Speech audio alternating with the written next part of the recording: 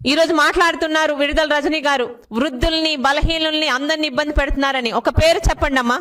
ఈ రోజు overall ranking మీ హయాంలోని ఆంధ్ర రాష్ట్రంలో నేరాలు ఎలా ఉన్నాయో, తెలుగుదేశం పార్టీ కూటమి ప్రభుత్వం వచ్చాక ఆంధ్ర రాష్ట్రం ర్యాంకులు ఎలా ఉన్నాయో మేము నోటి మాటగా చెప్పట్లేదు. ఈ రోజు గూగుల్లోని ఓవరాల్ ర్యాంకింగ్ ఇచ్చిన ప్రకారం ముందు పెట్టుకొని సాక్ష్యాలతో మాట్లాడుతున్నాం. 2019లో నేరాల్లో ఆంధ్ర రాష్ట్ర ర్యాంకు 13వ ర్యాంక్ అయితే 2020లో 12వ ర్యాంకు, 2022లో 5వ ర్యాంకు, ఈ రోజు 2025 కూటమి ప్రభుత్వం వచ్చాక సెకండ్ ర్యాంక్ లో ఉన్న ఆంధ్ర రాష్ట్రం.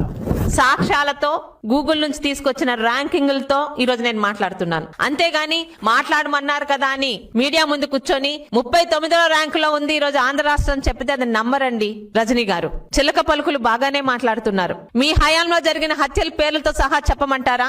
జై జగన్ అన్నందుకు పట్టబగలు చంద్రయ్యని నని రోడ్డు మీద పీక కోసి చంపారే, అది మర్చిపోయారు అనుకుంటున్నారా ఆంధ్ర రాష్ట్ర ప్రజలు?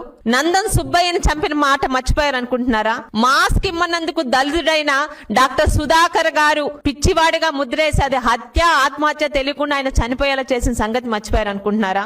మా అక్కని ఎందుకు నిందిస్తున్నారు, ఎందుకు ఏడిపిస్తున్నారు అన్నందుకు ఒక 10 సంవత్సరాల పసి బాలుడు అమర్నాథ్ గౌడ్ని కాల్చి చంపిన వాళ్ళు ఎవరో ఏ పార్టీ వారో తెలియదు అనుకుంటున్నారా?